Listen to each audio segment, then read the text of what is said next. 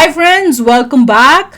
CM का charge संभालते ही action में भजनलाल। अरे वाह, फैसले गहलोत की मुश्किलें बढ़ाने वाले हैं। ओह वाह, चलो देखते हैं। इसीलिए लेके आए थे। चलो वीडियो शुरू करते हैं। वीडियो शुरू करने से पहले अगर आप चैनल पर नए हो और आपने अभी तक सब्सक्राइब नहीं किया तो जल्दी से पहले सब्सक्राइब के बटन और बेल आइकन को क्लिक कर लो ताकि आपको हमारे सारे न्यू वीडियोस के नोटिफिकेशन मिल जाए जैसे हम अपलोड करें। अगर आपको वीडियो पसंद आता है प्लीज लाइक एंड शेयर। चलिए शुरू करते हैं।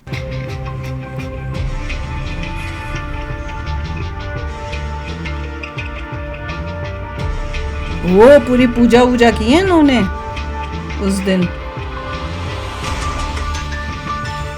नमस्कार, आप देख रहे हैं वीके न्यूज। मैं हूं सुनील राउत। मध्य प्रदेश छत्तीसगढ़ के बाद अब राजस्थान में भी सीएम भजनलाल शर्मा ने शपथ ले ली। कल सीएम भजनलाल शर्मा का शपथ ग्रहण समारोह हुआ। प्रधानमंत्री नरेंद्र मोदी शपथ ग्रहण समारोह में मौजूद थे। वसुंधरा राजे, जो कि राज्य की पूर्व सीएम रह चुकी है, वो भी मौजूद थी। वसुंधरा राजे ने भजनलाल शर्मा के सिर पर हाथ रखकर उन्हें आशीर्वाद दिया। भजनलाल ने उनके पैर छुए और उसके बाद खुद वसुंधरा राजे उनको सीएम दफ्तर तक लेके गई, उनको पदभार संभालने के लिए, और वहां पर उन्होंने उनको कार्यभार संभलवाया। लेकिन उसके बाद भजनलाल शर्मा ने जैसे ही सीएम पद का प्रभार संभाला, वो एक्शन मोड में आ गए। पहले उन्होंने कल कैबिनेट की बैठक की, पहले अपने अफसरों के साथ बैठक की और 3 बड़े फैसले उन्होंने ले लिए। और इन 3 फैसलों के साथ ही ये साफ हो गया है कि राजस्थान में 5 साल तक क्या होने वाला है।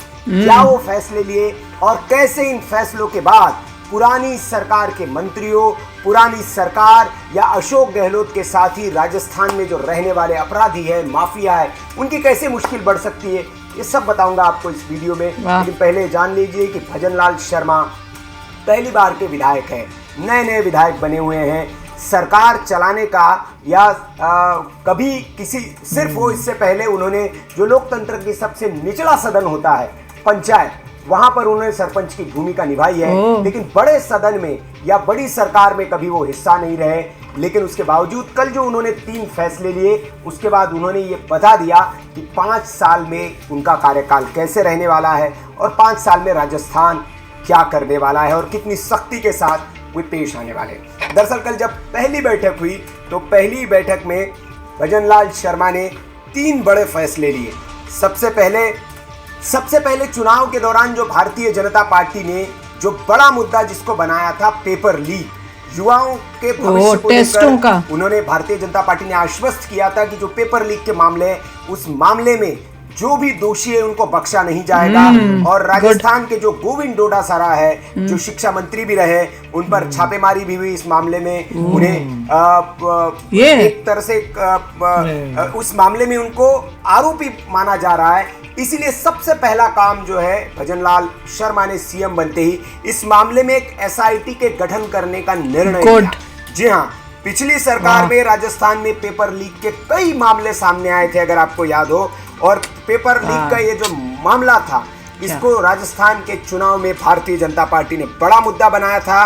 और पेपर लीक चुनाव से पहले अशोक गहलोत की सरकार है, उन पर कई गंभीर आरोप लगाए थे। इसलिए ये जो फैसला है, शुक्रवार को जब मुख्यमंत्री भजनलाल शर्मा ने जो फैसला लिया सीएम पद की शपथ लेते ही, इसे बड़ा अहम फैसला माना जा रहा है कि अब इस मामले में एक एसआईटी का गठन किया जाएगा और एसआईटी इन सारे मामलों की जांच करेगी। जाहिर तौर पर है, जब एसआईटी बनेगी, जांच करेगी, तो पुरानी सरकार के कारनामे उजागर होंगे और कई लोग फिर जेल भी जाएंगे। तो सबसे बड़ा फैसला एक तो ये किया गया कि पेपर लीक मामले में वो एसआईटी का गठन। बिहार में भी ऐसे बहुत होता है ना। इसके बाद राजस्थान की जो कानून व्यवस्था है, वो बड़ा मुद्दा था। चुनाव के दौरान इस मुद्दे को भारतीय जनता पार्टी ने उठाया था। राजस्थान किस तरह से, चाहे रेप के मामले में नंबर 1 हो या कानून व्यवस्था, लॉ एंड ऑर्डर किस तरह से बिगड़ा हुआ है, वहां पर दंगे समय समय पर होते रहते हैं। मुस्लिम तुष्टीकरण जो है, उसके आरोप गहलोत सरकार पर लगते रहे और पुलिस जो है वो सरकार के इशारे पर या उसकी आइडियोलॉजी पर चलते हुए लॉ एंड ऑर्डर की सिचुएशन को संभाल पाने में नाकाम रहती थी। ये आरोप भारतीय जनता पार्टी लगाए जाते रहे चुनाव के दौरान। लेकिन अब आते ही सबसे पहले भजनलाल शर्मा ने मुख्यमंत्री योगी आदित्यनाथ की राह पर चलते हुए उत्तर प्रदेश में जिस तरह से एंटी रोमियो स्क्वाड का गठन किया गया था। उसी की तर्ज पर राजस्थान में अब एंटी गैंगस्टर टास्क फोर्स का गठन करने का फैसला किया है इन्होंने।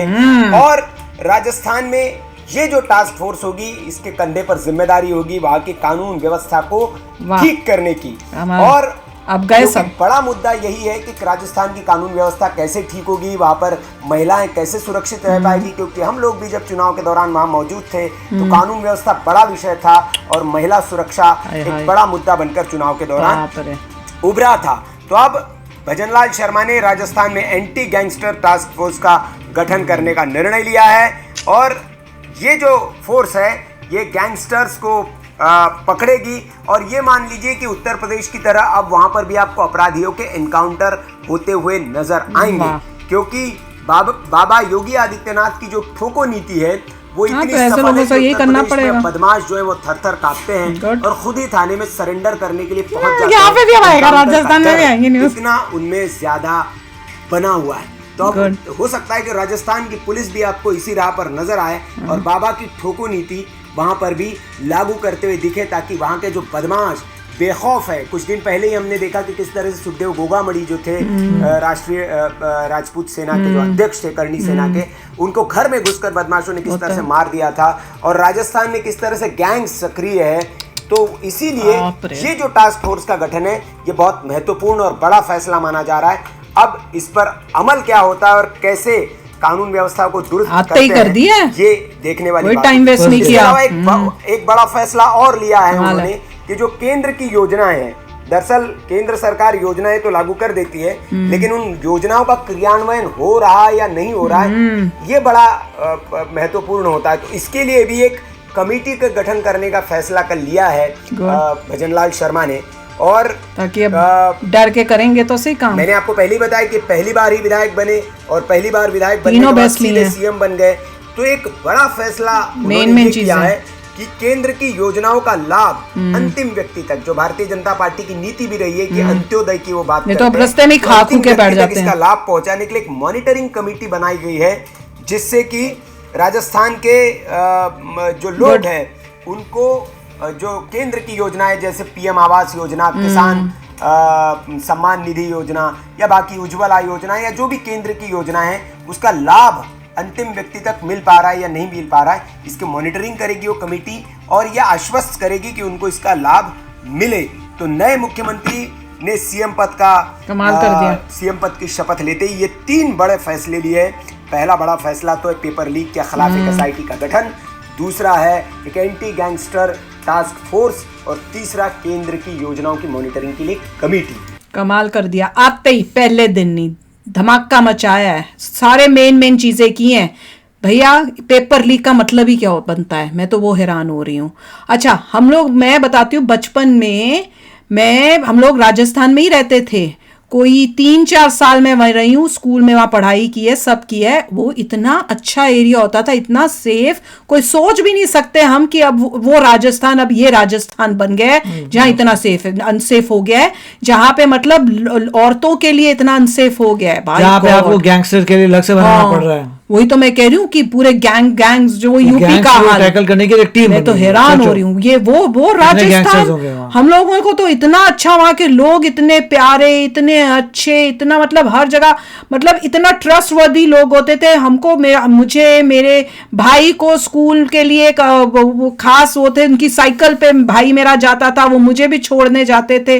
मतलब इतना सेफ था कि आपको कभी आप सोच भी नहीं सकते थे कि कोई भी वहां पे कोई गलत इंसान होगा। सब इतने अच्छे थे, मतलब सब आपको लगेगा कि ट्रस्टवर्दी हैं। और यहाँ देखो, ये तो ऐसे लग रहा है वो यूपी की जो कहानियां सुनी में या मूवियां देखी में वो हाल था। देखिए उनको यही चाहिए था, जो बंदा रेडिकल हो, जो आते सारी फटाफट काम करे, तेजी से कार्य करे और लोगों को शांति मिले और बीजेपी दोबारा आए। तो ये सारे लग रहे हैं कि एग्रेसिवली काम होने वाला है, विच इज वेरी गुड। पता चलेगा कैसे पूरी पीस आती है पूरे स्टेट में। और सबसे इंपॉर्टेंट चीजें इन्होंने कर दी हैं कि योजनाओं का, कि जो कर रहे हैं, मतलब वो अभी तक लोगों तक पहुंच ही नहीं रहा था। पिछली सरकार जो थी रास्ते में खा के बैठ जाती थी, वही सारा उन्होंने बताया। वो तीनों को उन्होंने उसको टेक करके उसकी इलाज कर दिया है यार, कमाल हो गया। तो चलो अभी शेयर करना अपने थॉट्स, चलते हैं, मिलेंगे नेक्स्ट वीडियो में बहुत ही जल्द।